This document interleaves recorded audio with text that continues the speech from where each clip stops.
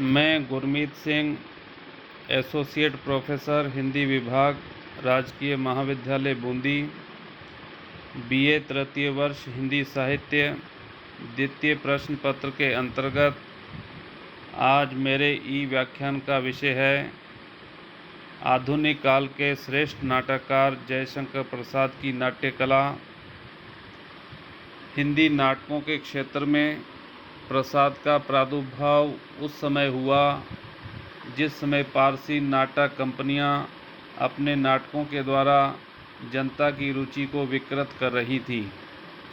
इसका परिणाम यह हुआ कि प्रसाद ने अपनी साधना के द्वारा हिंदी नाटकों की दिशा ही बदल दी। अपने जीवन काल में उन्होंने 1 दर्जन से भी अधिक नाटकों की रचना की है। प्रसाद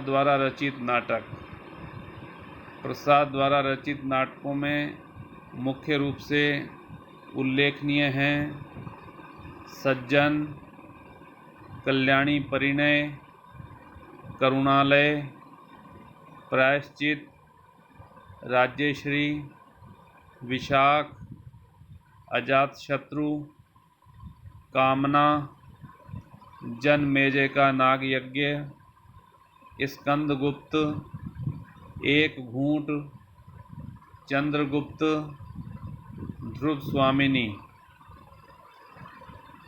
स्वामिनी नाटक आपके पाठ्यक्रम में भी है। प्रसाद की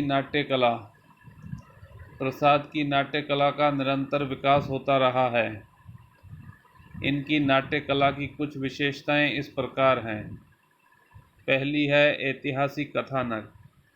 जयशंकर प्रसाद की नाट्य कला की सबसे प्रमुख विशेषता है कि इन्होंने अपने नाटकों की जो कथा वस्तु ली है वह ऐतिहासिक कथानक के आधार पर उसका चयन किया है।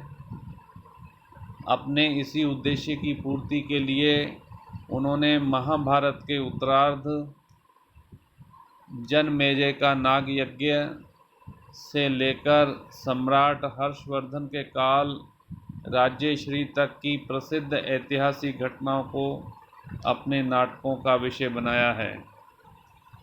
दूसरी विशेषता आती है इतिहास के साथ कल्पना का संयोग।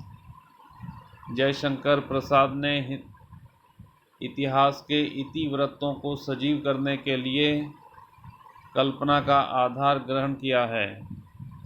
उनकी कल्पना का आधार कहीं पर भी युग विरोध या असंगति उपस्थित नहीं करता, अस्तु इतिहास और कल्पना का मधुर सम्मिश्रण उनके नाटकों की प्रमुख विशेषता बन गई है। तीसरी विशेषता आती है सांस्कृतिक पृष्ठभूमि। प्रसाद ने अपने नाटकों के माध्यम से इतिहास का ही उद्धार नहीं किया बल्कि भारतीय संस्कृति के विशाल स्वरूप का उद्घाटन भी किया है जो उनके नाटकों में बिंबित हो उठा है। चौथी विशेषता दार्शनिकता प्रसाद के व्यक्तित्व का अभिन्न अंग है।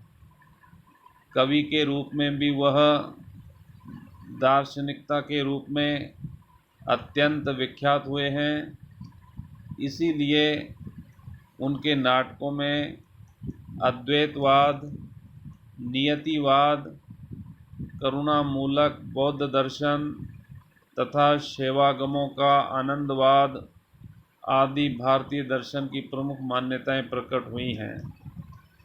पांचवी विशेषता आती है काव्यत्व का प्राधान्य। प्रसाद का कवि रूप कहीं भी नहीं दब सका है। उनके नाटकों में वह अपनी संपूर्ण विशेषता एवं शक्ति के साथ प्रकट हुआ है। इसलिए उनके नाटक दर्शनीय ही नहीं पठनीय भी हो गए हैं। छठी विशेषता है राष्ट्रीयता प्रसाद के नाटकों में कूट कूट कर भरी हुई है। जयशंकर प्रसाद के नाटक देश प्रेम की भावना से ओतप्रोत हैं, लेकिन उनका यह देश प्रेम न तो जातीयता का तिरस्कार करता है और न विश्व प्रेम का विरोध ही उपस्थित करता है। वह बड़ी ही उदात्त भावना के आधार पर मूर्त हुआ है। 7वीं विशेषता आती है अंतर्द्वंद्व और बहिर्द्वंद्व का सफल चित्रण। प्रसाद के नाटकों में अंतर्द्वंद्व और बहिर्द्वंद्व का सफल चित्रण हुआ है। उनके प्रारंभिक नाटकों को छोड़कर परवर्ती सभी नाटकों में इसकी उपस्थिति स्पष्ट है। उदाहरण के लिए ध्रुव स्वामिनी में रामगुप्त, चंद्रगुप्त और ध्रुव स्वामिनी के व्यक्तित्व के अंतर्द्वंद्व की झलक मिलती है। बहिर्द्वंद्व से तो प्राय सभी नाटक भरे पड़े हैं। 8वीं विशेषता है प्रेम और सौंदर्य का चित्रण। प्रसाद की नाट्य कला की जो 8वीं विशेषता है वह है प्रेम और सौंदर्य का चित्रण। प्रणय और सौंदर्य का वातावरण उनकी कला का सर्वप्रिय रंग स्थल है। चंद्रगुप्त, ध्रुव स्वामिनी आदि नाटकों में तो प्रेम और सौंदर्य का अनोखा चित्रण देखने को मिलता है। 9वीं विशेषता है भारतीय और पाश्चात्य नाट्य कलाओं का समन्वय। प्रसाद ने अपने नाटकों में भारतीय और पाश्चात्य नाट्य कलाओं का सुंदर समन्वय उपस्थित किया है।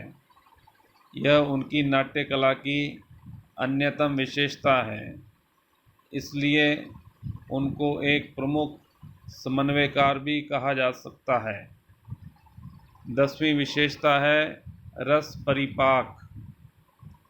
प्रसाद ने भारतीय नाट्य कला का अनुगमन करते हुए अपने नाटकों को रसात्मकता से युक्त किया है। उनके नाटकों में 3 रसों की प्रधानता मिलती है, जिसमें है वीर, श्रृंगार और शांत।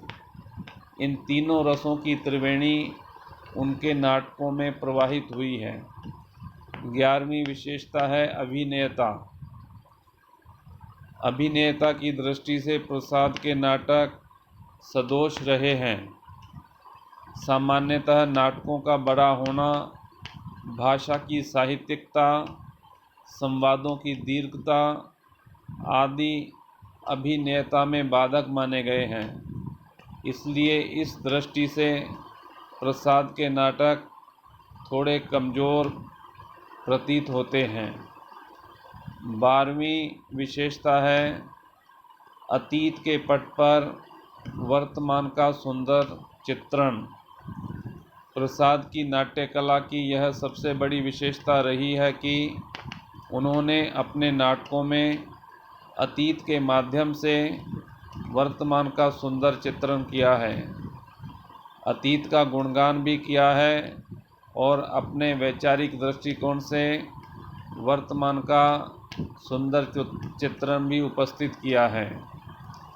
निष्कर्ष रूप में कहा जा सकता है कि उपर्युक्त सभी विशेषताओं के अतिरिक्त प्रसाद की नाट्य कला में काव्यमय भाषा का प्रयोग, भाव प्रवणता, सांगोपांग नाट्य तत्व, नियतिवाद, रहस्य भावना और वैचारिक तत्व भी प्रसाद की नाट्य कला की अन्य विशेषताएं हैं। इसलिए वे हिंदी नाटकों के इतिहास में एक अभूतपूर्व कला प्रतिभापूर्ण स्रष्टा हैं।